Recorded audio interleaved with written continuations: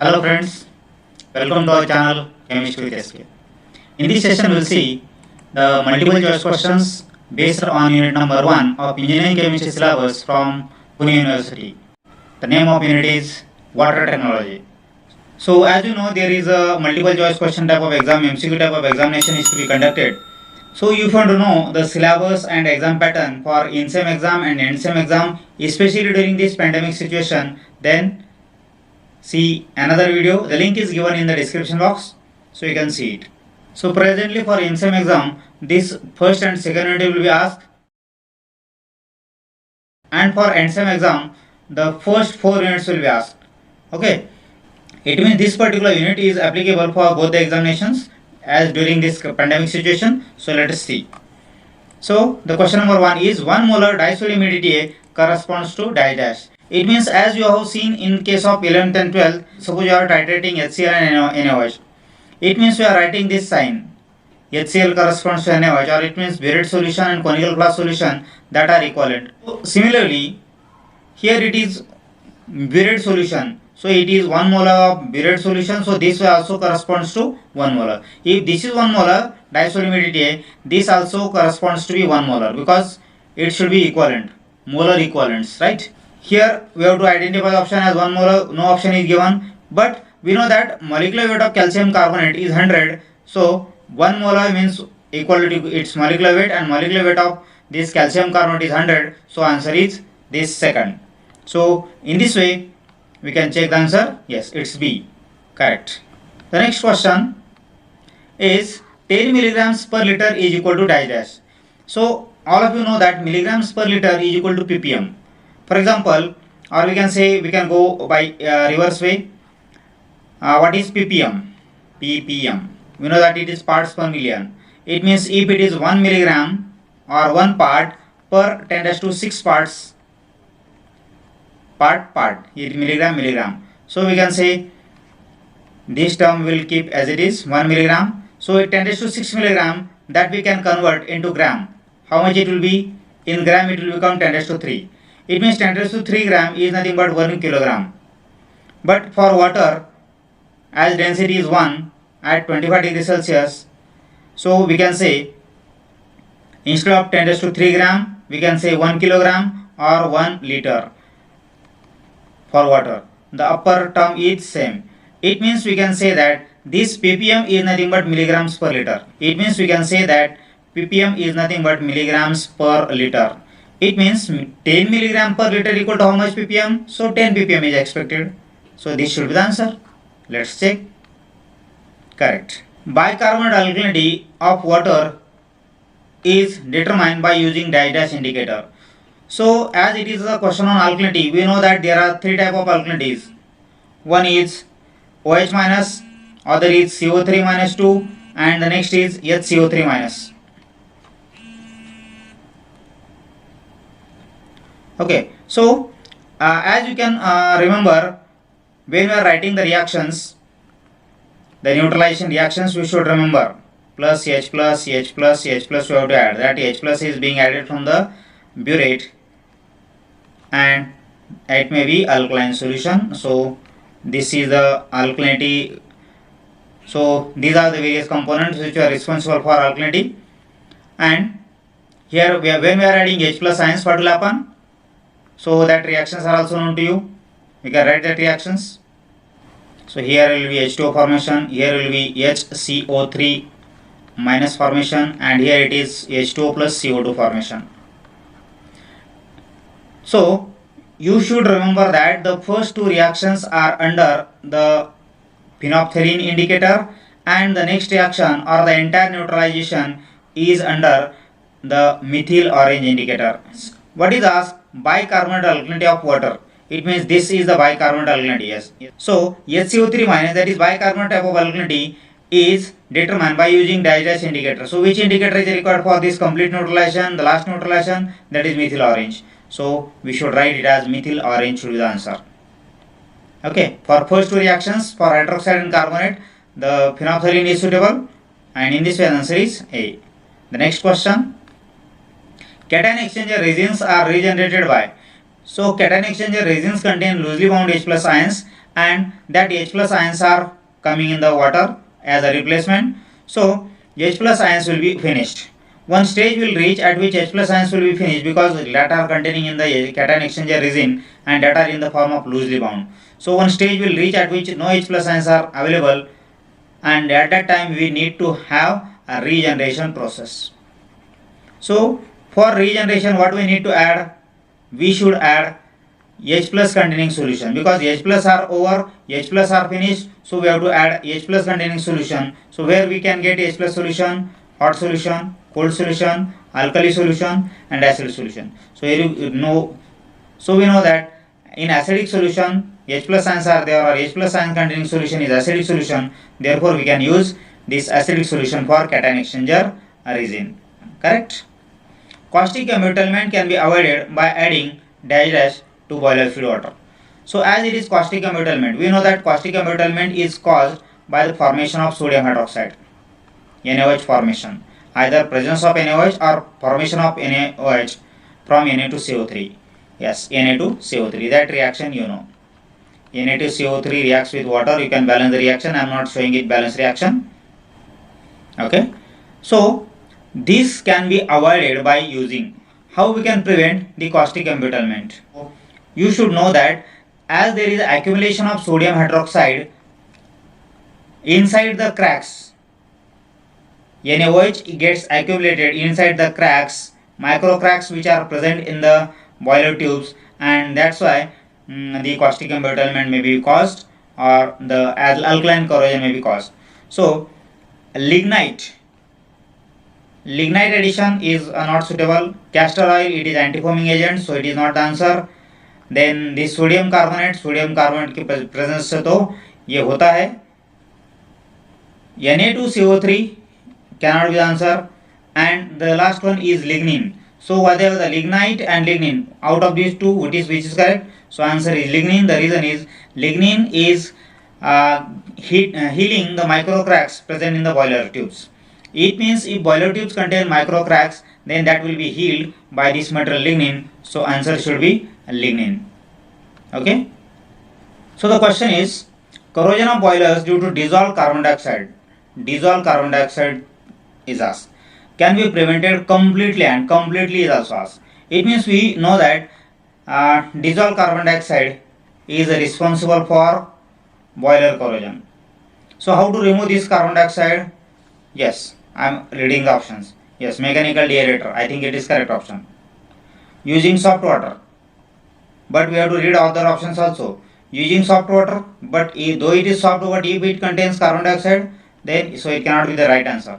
Adding ammonia, yes, it is also correct answer. And adding alum to water, no, it is not the answer, because alum is not removing the carbon dioxide gas. So these two answers are correct. So which of them is more correct in such case?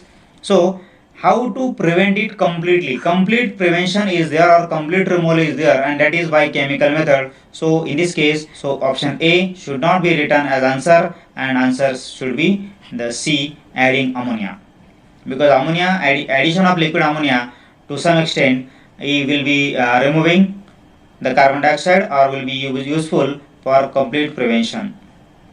So the answer is C. Determination of alkalinity of water is dash type of titration. So as you know, there are 4 type of titration: acid base titration, redox titration, precipitation titration and complexometric titration. So alkalinity determination is what type of titration? So as we know that in alkalinity determination we are taking acid in the burette, right? I hope you remember. Acid is taken in the burette, and alkali solution or alkaline solution is taken in the conical flask. It means this is which type of titration? Acid base titration. So what is answer? Answer is last, and that's why it is acid base titration, right? The next question is, dissolved oxygen can be removed by adding dash. How to remove dissolved oxygen? Now this dissolved oxygen is responsible for boiler corrosion, and how to remove this? So sodium carbonate, sodium bicarbonate, sodium sulfate and sodium sulfide. I think you get confused. So let us see their molecular formulas. Actually I am taking some time for explanation. Okay, so let us see their molecular formula. Sodium carbonate, Na2CO3. Sodium bicarbonate, NaHCO3. sodium sulfate Na2SO4 and sodium sulfite Na2SO3. So what do you think that which of these will be suitable for removal of oxygen as per your understanding? So as you can remember that the three chemicals can be useful for removal of oxygen from water. One is mechanical dehydrator and three are some chemical methods. So which are that chemicals? One is sodium sulfide Na2S, other is sodium sulfite Na2SO3, and the one more is N2H4, that is hydrazine.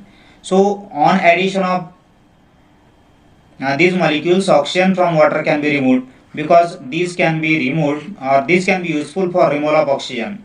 They will react with oxygen and there will be formation of some products. So in first two reactions there is formation of Na2SO4. There is formation of sodium sulfate as a product.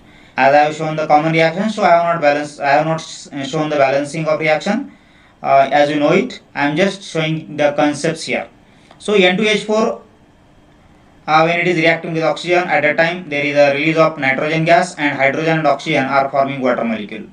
So let us two water molecules may be formed. In this way the reactions are taking place. So which of these is suitable for removal of oxygen now? Na2S आहे का इथं नाही आहे, Na2SO3 आहे का आहे. So this is the answer, right?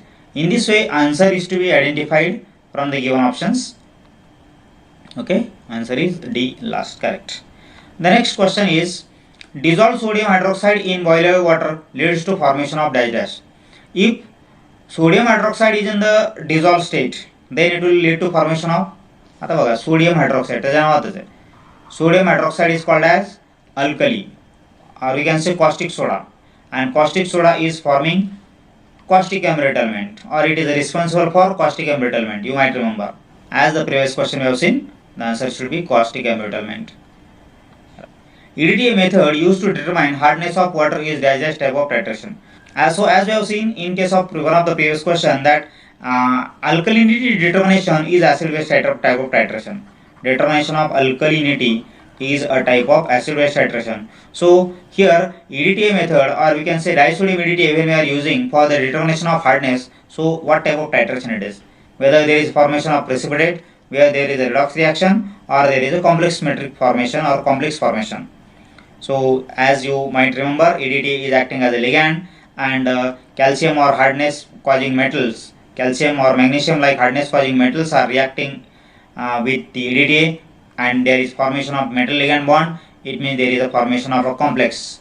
In this way there is a formation of complex, and that side is called as complexometric titration. So you have to remember that EDTA method or determination of hardness is a complexometric titration, right? Next is, if P is equal to M, then alkalinity of water is due to dash ions.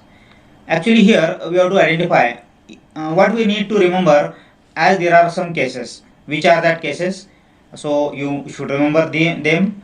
P is equal to 0, P is equal to M, P is equal to half of M, P is smaller than half of M, and P is greater than half of M. So you must remember this and their chart. So once you remember this table, such questions can be solved very easily. So let us see. So as discussed, P is equal to M. This is the case which is asked into the question. So what type of alkalinity is present in this case? P00. It means only this type of alkalinity is present, that OH minus alkalinity is present, and that is calculated by using the formula P. Okay. So if P is equal to M, then it contains only hydroxide alkalinity. It means answer should be A. Yes, correct. In determination of hardness of water, in hardness experiment by EDTA method, we are using this disodium EDTA over this EDTA. So why? It means instead of EDTA we are using disodium EDTA. Why? So as you can remember the reason. The reason काय असेल? EDTA is volatile. This EDTA, it is very cheap, it is colorless, and EDTA is partially soluble in water. What do you think the answer is? So as you can remember, the answer is EDTA is partially soluble, but if you are using this disodium EDTA, this is easily soluble. This is easily soluble, and therefore we can say this is the answer, that EDTA is partially soluble while this disodium EDTA is easily soluble in water. So answer is the last D. Next is metal EBT complex is dash dash colored. Now metal EBT complex, as you know, in this case, when there is a metal EBT complex formation or when we are adding the indicator into the hard water sample, at that time what is the endpoint of titration? Wine red to blue is our endpoint, as you can remember. So wine red to blue is endpoint. It means what is asked? Metal EBT complex is adopt dash color. When EBT indicator is added, at that time this metal EBT in complex is formed. It means it is having wine red or pink red color. So answer should be Aika wine red, pink red, wine red and pink. Pink. If it could be pink red, then it could be true. But the answer is wine red. Wine red or pink red, both are alternative words used for this color in this particular concept. Cation exchange resin has functional group. So as you know, as you can remember that this is a suppose structure of, we can say, a polymer, and the resins are the polymers, and the cation exchanger resin consists of two functional groups. One is COH and other is, instead of COH, other group is SO3H. So you should remember this. So what is option? Given options.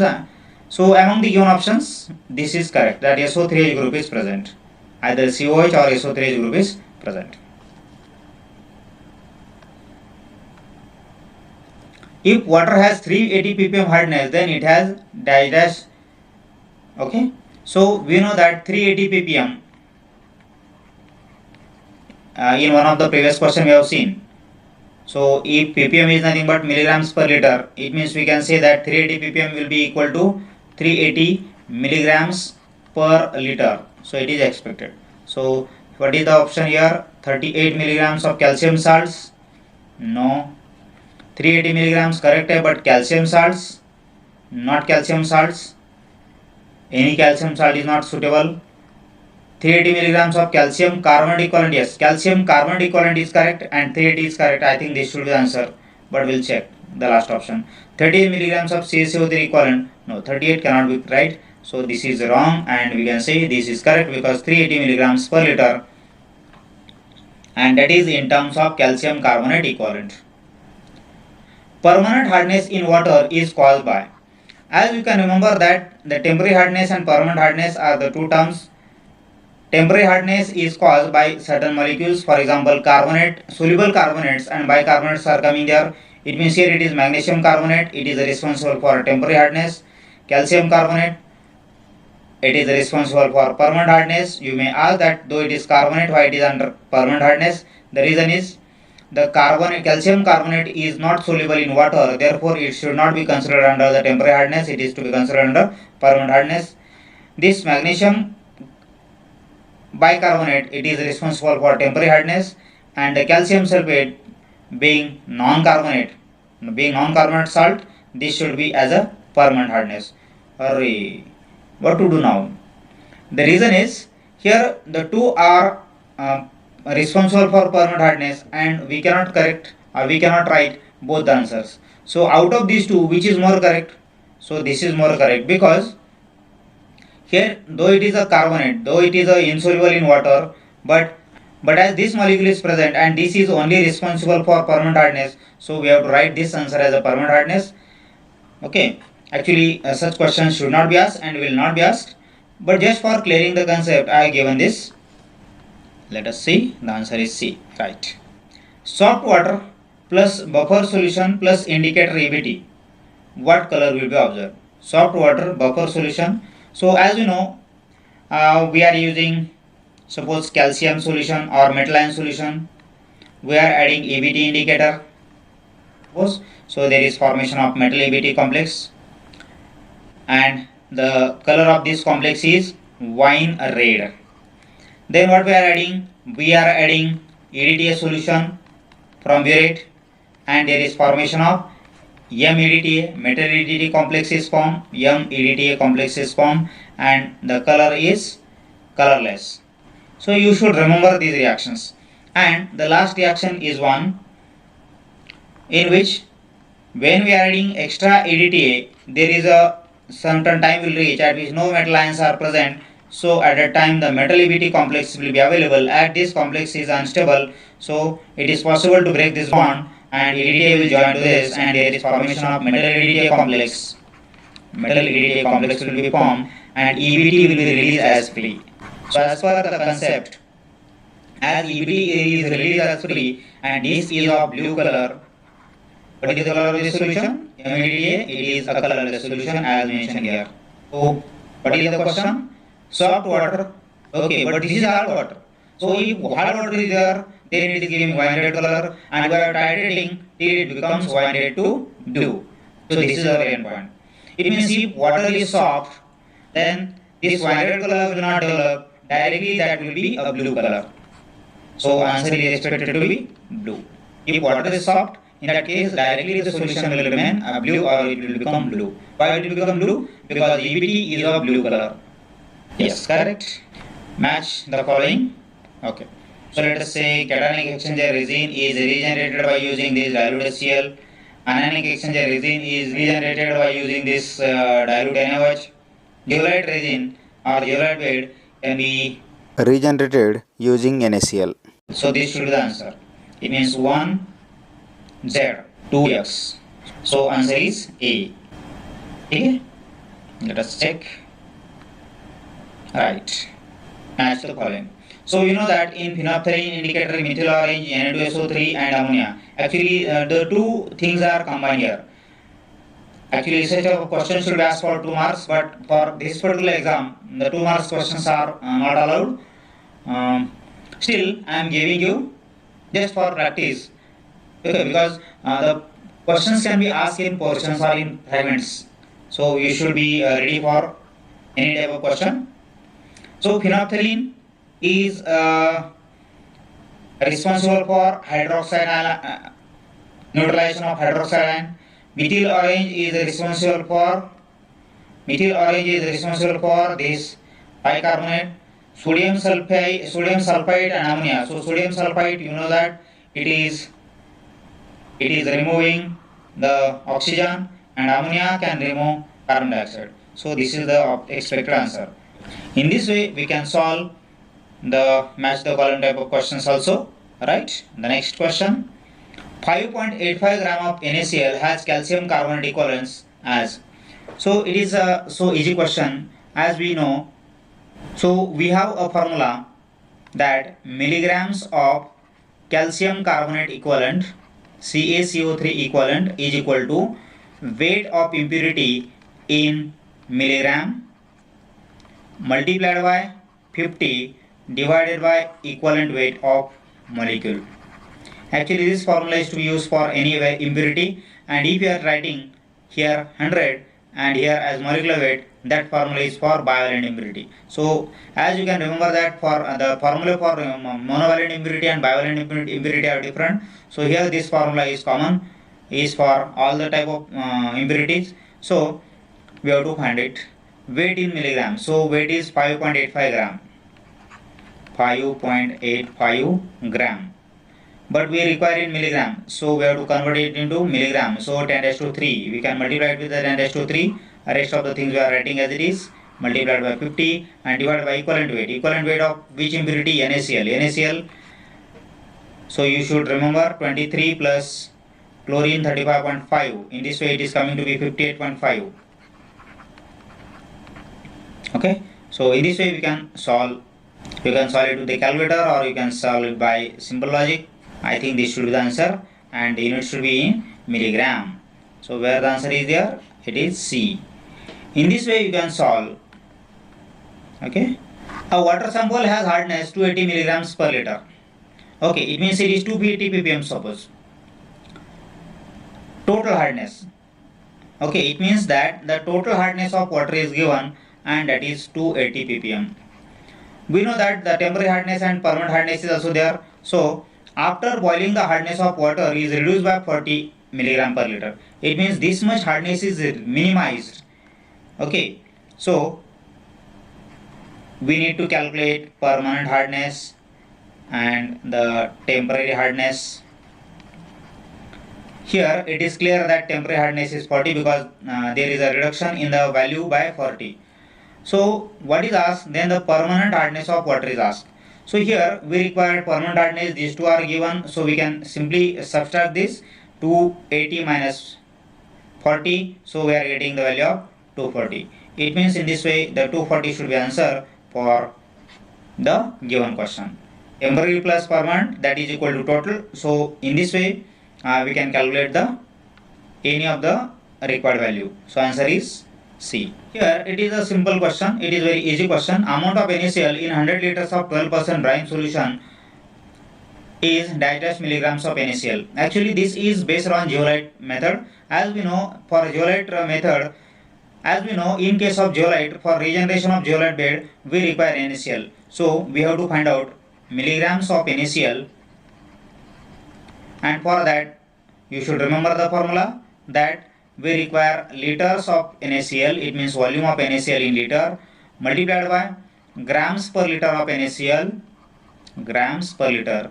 And as we require this amount in milligram, but we are considering it here in the gram, so multiplied by 1000 for conversion it into grams to milligram. So this is the formula. So liters of NaCl, that is given as 100 liters. So I am writing 100 multiplied by grams per liter, it is 12%. So you remember that, you know that 12% means it is 12 upon 100, but we require it for 1 liter. This is for 100 ml. So 1 liter means 1000 ml. So for 1000 ml, how much it will be? Right? So it will be 120 for 1 liter, or we can say per 1000 ml. Right? It means 120 answer we have to write here, or 120 we have to keep it here. So it is 120 grams per liter multiplied by this 1000. So what is the answer? I think I should write it as 12 into 10 raised to 1, 2, 3, 4, 5, 6. So I can write it as 10 raised to 6. So 12 into 10 raised to 6 is not the option here. So you know that how to write. We can convert this. It is 12 into 10 raised to 5. It's not correct. So if you are writing one more 0 here, then one of the power will be reduced. So it will be 120 into 10 raised to 5, and therefore answer is C. And either we can write this way or in this way, one and the same. In this way we can calculate the amount of NaCl for regeneration. Okay. If total hardness of water is 380, yes, okay, let us write. Total hardness is 380 ppm. And non-carbonate hardness is 300 ppm. Non-carbonate hardness means what? You remember it as permanent hardness. So it is 300 ppm. And what is asked? The permanent hardness is asked. So permanent hardness is given as 300 ppm. So nothing is to calculate. But in such cases what happens? Many times you find that we have to have subtraction. And what we do? 380 minus 300, and we are writing the answer as 80, and we tick mark it to the answer as 80 ppm. But you have to check what is asked. So the permanent hardness is asked, and permanent hardness is already given in terms of non-carbonate hardness. The permanent hardness and non-carbonate hardness is same, and that should be 300 ppm. So this cannot be right, and the 300 ppm, this should be the correct answer. So right.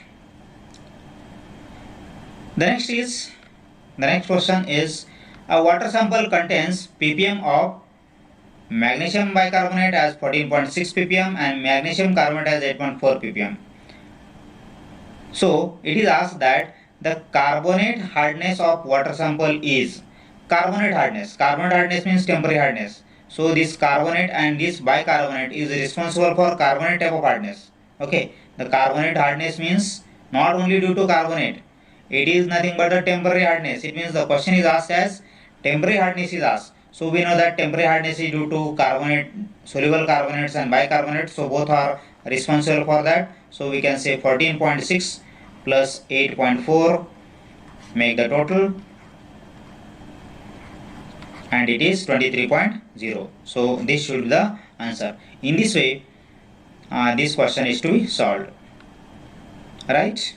The next question is, if water sample contains magnesium chloride as 60 ppm, SiO2 as 6 ppm CaCO3 equivalent, calcium sulfate has 1.6.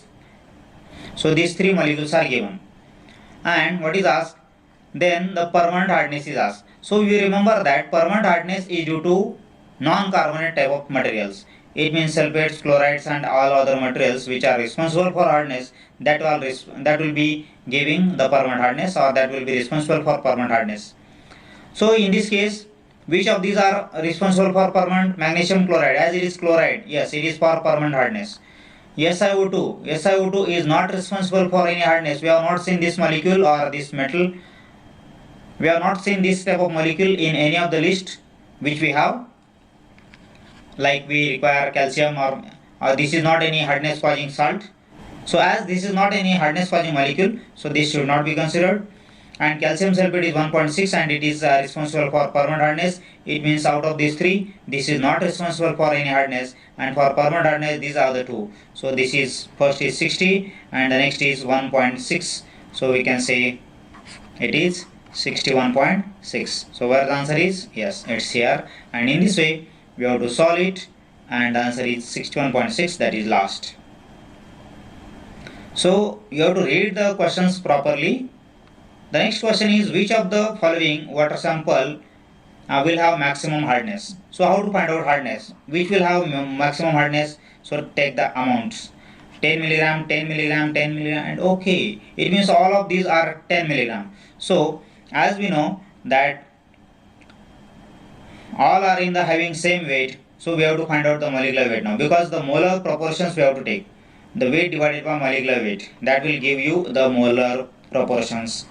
Weight divided by molecular weight. So the minimum will be the molecular weight, maximum will be the number of moles. Okay. So in terms of molar quantity, we should identify it as the molecule with minimum molecular weight, and that will give maximum number of particles or maximum hardness. So calcium sulfate, mass of calcium is 40, sulfur 32, oxygen 16 to 4, 64, magnesium 23, sulfur 32, okay, it is 64. In this case these are having higher. Magnesium is 23, no need to calculate actually. 71, chlorine 35.5 plus 35.5, it is 71. Calcium is 40 and this is as 71. So what do you think, which of these will have minimum value? 40 and this 23. Yes, I think this should have minimum value of molecular weight, therefore its number of moles will be more in 10 milligrams. Therefore the maximum molar quantity is of second option, right? The next question is, a water sample is not alkaline to phenolphthalein. What does it mean? What you should understand from this data? Water sample is not alkaline to phenolphthalein. It means it doesn't show any color when phenolphthalein is added. So in first case, when we are adding phenolphthalein as indicator, you know that endpoint of the titration should be pink to colorless. But as it is not showing alkalineness or alkalinity to the phenolphthalein indicator, it means solution is already colorless, and 0 ml of acid solution is added from burette. It means the value of V1 is equal to 0. It means if V1 is equal to 0, you know the formula for P, and that will also come to 0. So as P is equal to 0, we have to find out value of V2. So how much is V2?